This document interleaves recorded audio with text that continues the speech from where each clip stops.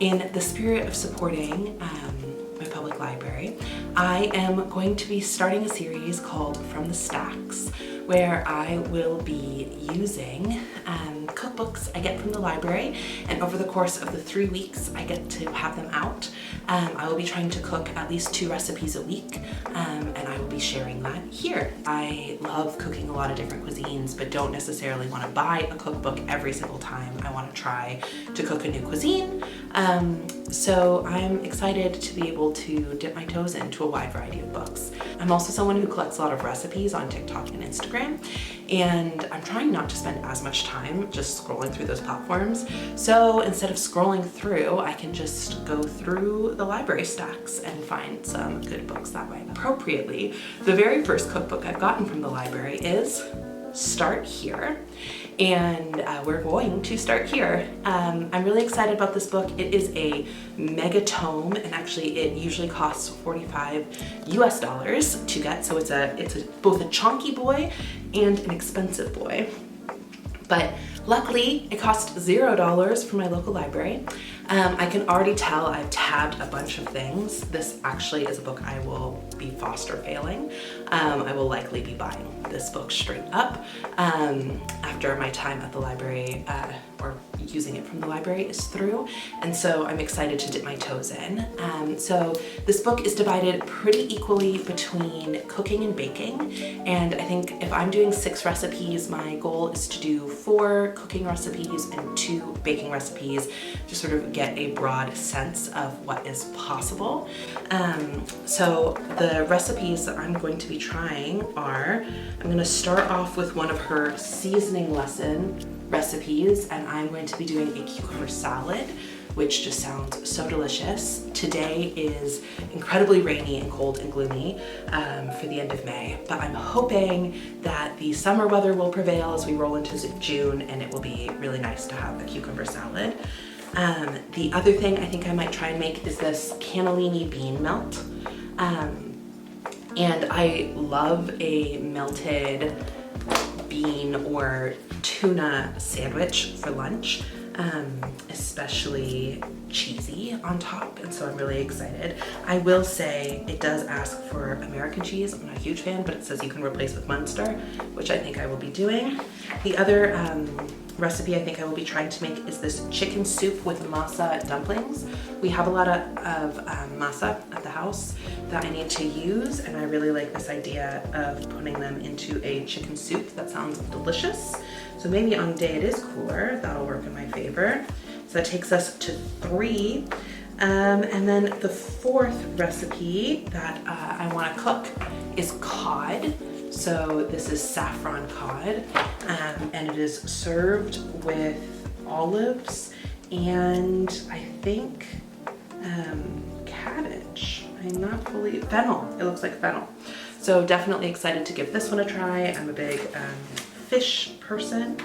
I think that takes me to 4. A bonus if I end up having time is a curry chicken salad. Again, I'm a tuna salad girly, I'm a chicken salad girly.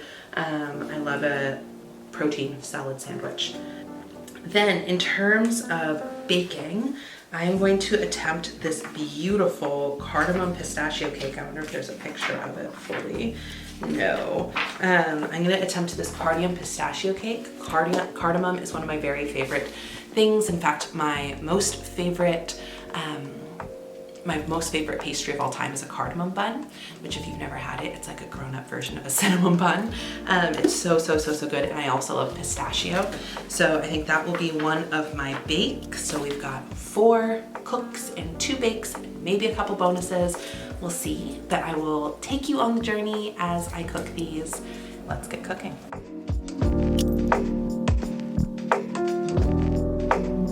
So the first dish I made was the curry chicken salad, and it started toasting some almonds. Here you can also see I am cutting up some pre-cooked chicken. I just got it from Whole Foods. The recipe requires you to poach chicken, and I'm sure it's delicious. I just didn't have time.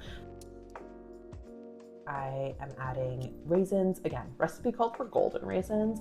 All I had on hand were regular raisins, some curry powder, and when you heat these, the spices really come through much more strongly, so this really brings out a roasted curry flavor. You just add this all to a bowl, super simple. Add some mayo, add some yogurt. And then I chopped up an apple. One of my learnings after the fact was that I kind of wished I had chopped things into smaller pieces, but you can see here I just diced some celery and some apple and added that to the bowl as well.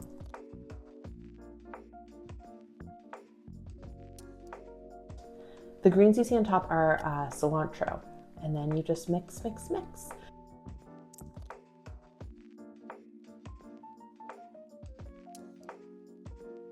Add a little lemon juice. I did get that seed out, don't worry about it. Add a little pepper. I got this bread from the farmer's market. It was a delicious sourdough. I believe it had some rye flour in it as well. It was really nice.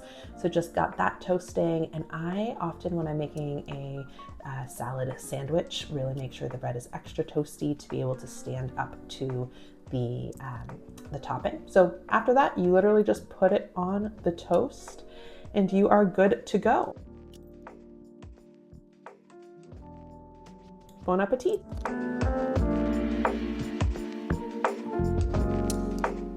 Next up is the chicken soup with masa dumplings. Does anyone else absolutely hate touching raw chicken? I actually can't think about cooking chicken when it's raw. It just keeps me out. So put on some gloves, chopped up the chicken, mixed it with some salt, and I actually put way too much salt, but that's neither here nor there.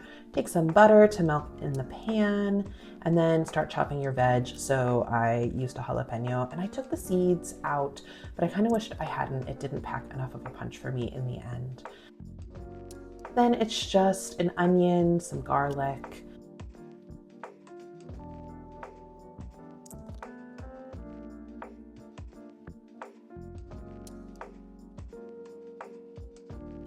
and you add all of that to your Dutch oven.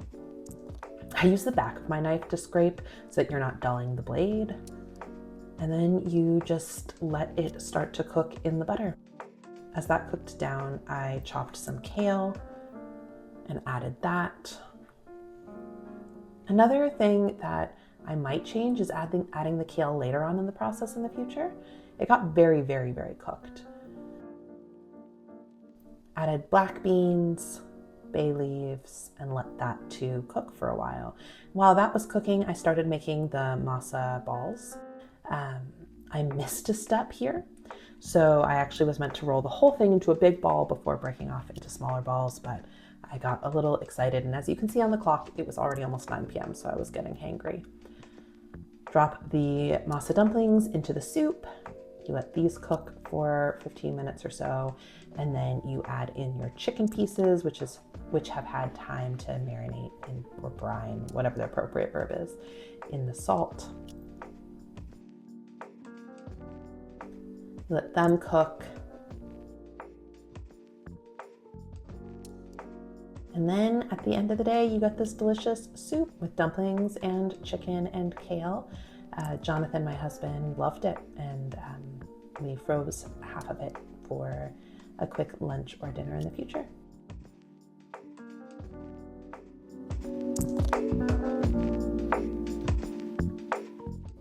Then I made this cannellini cheese melt. Pretty simple. You just start chopping the ingredients: celery, scallions, pickles. Then you just take some of your cannellini beans and you mash them to create sort of a creamier consistency. Add your veg to the mashed cannellini beans. Then I had to triple check, but it is a tablespoon. Then you add a tablespoon of Dijon mustard, some pickle juice for that nice briny flavor, and some olive oil. A little splash of Tabasco, probably could have added more, some pepper and salt. Stir that all together. This is a really vinegary, salty, briny, delicious salad. Add the rest of the chickpeas and stir that in. And then you add it to your toast, top it with Munster or American cheese. I am not an American cheese fan.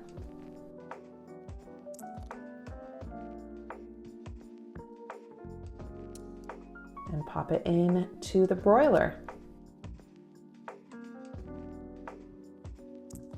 Double checking. You really want to check on Munster cheese because it can go. When it burns, it burns. And that is the final product. Love that toasted cheese. It was so delicious. If I could have a cheese melt for lunch every day, I sure would. Moment of truth.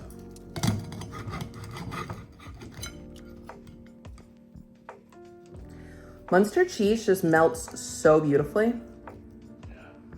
It's literally the perfect cheese for this.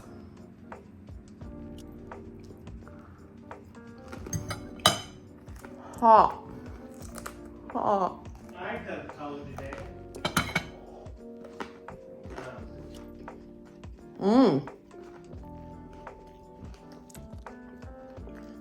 Oh my God, baby, come look. There's a dog.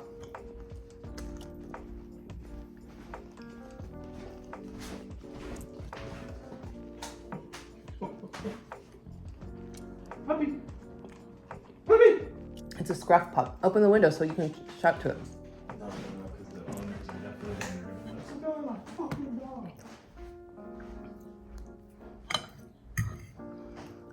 going to It's good.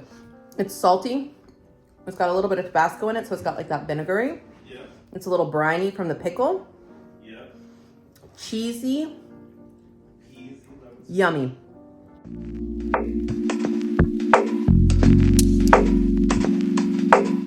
So this brings us to the cucumber salad.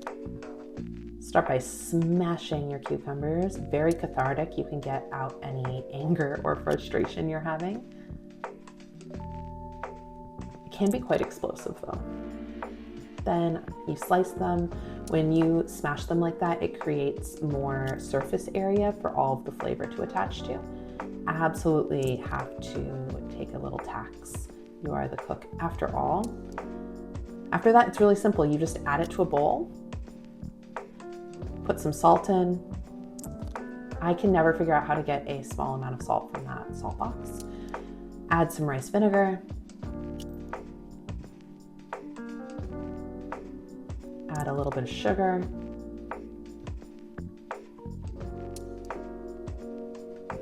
Add some crunchy chili oil.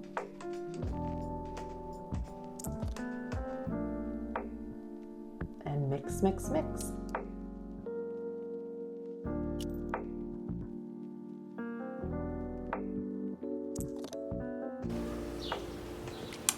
I am eating my salad. You might be able to hear sounds outside.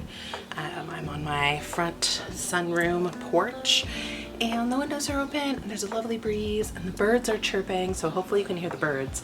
But it also means that dogs are barking and people are mowing the lawn and they're beeping their cars. It's just the reality of having windows open. So good. It's so good. One of my favorite appetizers are the cucumbers at Din Tai Fung, which feel very similar to this in that they're a little spicy, they're vinegary, they're fresh.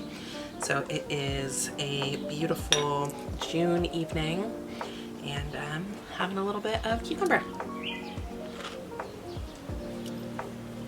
Hi. Hey, baby. Nina and I are here to chat a little bit about what I have done so far. Also, I actually bought the cookbook. So Foster failed on that, but I now only really have the cake left. I ended up deciding to do 5 savory recipes and 1 sweet recipe, just kind of how the week panned out. So the last thing I have to cook is the cardamom mango cake. There's a really chatty bird. I hope you can hear it. The only other thing that I would love to chat quickly about is sort of how I found the recipes. So for the most part, I stayed really, really close to how each of the recipes were meant to be prepared. very rarely did I like circumstantially switch some things out. I think I had a few learnings on a few of the recipes, but the soup, my husband Jonathan rated it like as his favorite soup that I had ever made, so that was very exciting. It was delicious. I really enjoyed how like hearty it was, and I think I snuck it in right before summer has like fully turned. So we have a little bit left in the freezer, but for the most part, between the masa and the beans and the chicken, it's just like a very hearty soup. I did not get a spicy enough jalapeno for my taste, but I understand the vision of it, and I think I am actually from New Mexico, and one of the big things in New Mexico is red and green chili. It's just phenomenal, and it is like a slightly different flavor profile, but I think it would go very well with that soup. So green chili, which is like roasted usually, and is like the vegetable. So I put chopped green chili in, probably instead of jalapeno. Again, more to my taste, nothing to do with how good or bad her recipe was. It was a great recipe. And then for the masa, I noticed a step I missed was when I was rolling the balls. I was supposed to roll it into one big dough ball first and then break it off and roll it, and I think it didn't stick together quite as well because of that. I missed that step. I just wasn't paying attention. It was getting late. I made it pretty late in the evening, and I just wanted it done. So I did notice like a lot of the masa kind of went into the soup. Also, she uses yellow masa. I used white. I don't think there's a huge difference, like maybe a small difference in flavor, but we just have white masa on hand instead of buying more masa harina. I just figured I'd use the one I had, but I could see it being delicious with both yellow corn and blue corn masa as well. So I think, you know, I would definitely make it again in the future. I might boil them separately, so some of the like excess sort of floaty masa falls off a little bit before I spoon it into the soup. I don't think it'd soak up the same amount of flavor from the chicken broth or chicken stock. Thinking that through, because I just didn't really get the like clear liquid like mine was, you'll see, is much more white and opaque. It didn't change the taste though, so maybe that's not necessary. But all in all, I thought it was delicious. The cucumber salad, refreshing, delicious. I love all the vinegary tastes. I think I chatted a little bit while I was eating the cannellini bean salad with the melts. So good, very briny, very like, I like how sharp a lot of the flavors are. For the curry chicken salad, I did not poach the chicken, so that was a step aside. I bought pre-cooked chicken breast from Whole Foods. I just didn't have the time that day to like fully execute the poached chicken, although I do have chicken breast now, and I imagine her poaching method is great, and I'd love to remake it. I think I would chop things smaller personally. Again, that's probably my execution more than her recipe. I would more finely dice the chicken. But otherwise, I loved the crunch. I loved the crunch of the celery, the crunch of the apple. Hi, baby. The crunch of the celery and the crunch of the apple, plus the slivered almonds. Like, it was just a very, very good salad. I love a curry chicken salad.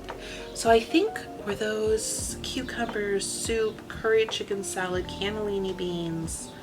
Oh, and I'm going to make, I still haven't made, but I'm going to make, so I take it back, I'm not fully done yet. I got all of the items to make saffron cod, and I have some asparagus I'd like to use that I got at the farmer's market last week. So dinner tomorrow will be saffron cod. So I do have one more savory dish that I need to cook. So I need to do one more bake and one more cook. And then I am wrapping up this adventure. I think that is all for me for now. I'm gonna just keep sitting on my porch, summer evening, eat my cucumbers, hang out with my dog who's being adorable, and we'll go from there. All right, thanks everyone. Last but certainly not least, for our savory dishes, I cooked the saffron cod in a packet. So it starts with grinding both salt and saffron threads in a mortar and pestle. I don't know, I can't say it, mortar and pestle. And honestly, it was so fun to get to pull in that kitchen tool. Then you dry off some cod, put it on a rack on top of a baking sheet, and top it with the salt and cod mixture, which you then use your hands to make sure it gets all over the fish. And you just instantly see it turn this vibrant orange yellow. It is so beautiful. Next up is fennel. So you slice it in half, you core it, and you take the tougher part out the middle and then slice it up. Then we have our cherry tomatoes, and these were so delicious. They added little bursts of sweetness. Just slice them in half.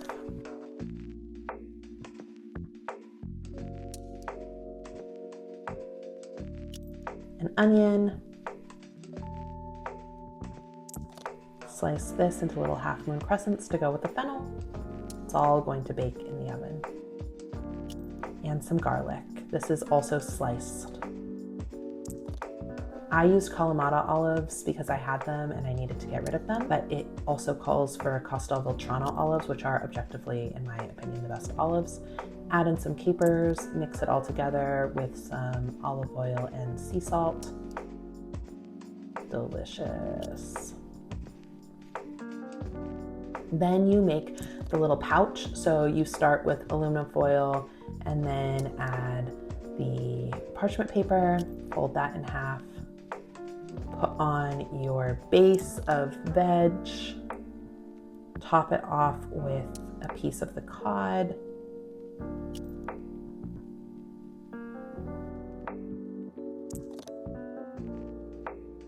then you top it off with some butter. Then comes the fun part where you fold it all up and make it into a little pouch. Here you can see I'm actually adding lemon juice and water. You can also add dry white wine or sake. Put it in the oven, pull it out. When you unwrap it, voila. You get a beautiful fish with tender vegetables, which I served with rice and fresh asparagus, or roasted asparagus from the farmer's market. Thrillingly, it is time for dessert. So the cardamom pistachio cake.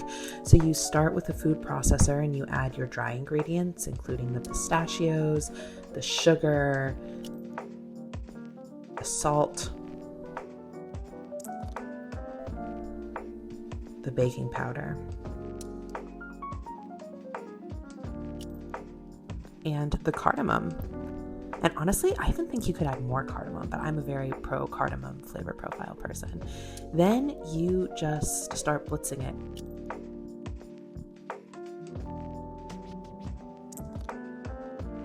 Then you measure out the flour. It was very specific about this being 100 grams, so I actually weighed it out, and I think that's something I'm going to be doing more with baking, is actually weighing it rather than just measuring it, so I can get a little more specific. So then you take this mixture and you put it in a bowl and just whisk it together to make sure everything's been evenly incorporated. And I did notice that the pistachios got a little stuck on the inside. I almost worry that if you kept it going for too long, you'd make butter. Pistachio butter, clearly. Then you get all your beautiful eggs. In this economy, 5 eggs. And you crack them into your stand mixer. And then with the last egg, you actually only use the yolk, which I had never done before, but I freestyled it based off of cooking videos I'd seen. Add your sugar to this and cream those together.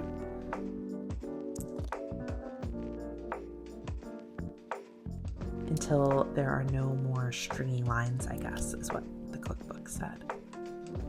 Then you put this over heat and you stir it, and this actually melts the sugar and helps incorporate it with the eggs, which then when you fluff it, which is what I'm doing here, it all comes together instead of being separated and the sugar weighing it down. So you wait until it gets fluffy and doubles in size, and then you very slowly add the melted butter. And I like to melt the butter so there's still a little chunk in it, and then use the residual heat to get it melted the rest of the way. So you add this very slowly, and then it all comes together. Now it's time to add our dry ingredients. And this is what I was most worried about, because you don't want to lose any of this air. And I've watched enough Great British Bake Off to know. So I was trying to very, very gently fold this. And honestly, it actually kind of gave me a hand cramp. I don't think I've fully mastered the technique of like moving the bowl and very gently getting the flour incorporated. But eventually the flour was in fact incorporated.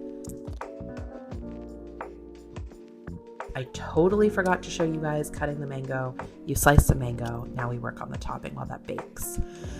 So mango, freeze-dried mango and sugar go back in our favorite tool, the Cuisinart food processor. And I had a little bit older freeze-dried mango, so it took a while to blitz together. You pour in the heavy cream and vanilla, and it's funny, it's like there's almost static electricity in there. You've got to really make sure it all mixes. And then this comes together before you know it, and next thing you know, you've got this glorious thick whipped cream that tastes like mango and joy. And so I kept licking the spoon, but you make these beautiful little peaks and then just add your mango to it. And I was trying to be as similar to the picture as I could. And honestly, I think given my level of artisanal skill, I got pretty damn close. You top it with the rest of your crushed pistachios that you chop up. And there you go, an absolutely spectacular cake. And let me tell you, it tasted even better than it looked. Hello, I have my delicious slice of cake that I'm going to be nibbling on this afternoon. We can chat a little bit about the remaining couple of recipes I made. It's so good. The cake itself is really nice and nutty and pistachio-y. I might even add slightly more cardamom next time because I'm definitely making this again. And then the whipped cream is so delicious. And it has such good mango flavor. And then the fresh mangoes, I think like just the cake itself would be very rich or very nutty. It's not even dense, it's quite light, but when you add the fluffy whipped cream and the fresh mango topping, it really elevates it to be just like spectacular. This is like unreal. So now I have officially made all 6 of the recipes I was hoping to make at the very beginning, and I am very proud of myself for getting through all 6. I'm very excited. I think that cake makes me want to bake more of her recipes. It was probably my favorite thing that I made. I mean, it does have all of my favorite flavors in it. It's got pistachio, mango, my favorite fruit, cardamom, one of my favorite spices, just a heavy hitter in terms of like my personal preference. Oh, the dog's looking curious. It was actually a pretty simple recipe, even though I was slightly intimidated going into it. Like the actual process of doing it was very simple, very clear. I enjoyed that the descriptions of like how to tell when something was ready were also like sensory. So she had a moment like with the cake where you know it's baked if it's set, but when you press it, it still holds like a slight amount of indentation. Like that was a helpful cue. Or with the eggs, which you beat over the double boiler water steam, you know they're done. She gives you a time, check after 2 to 3 minutes, but also like it should still be slightly gritty.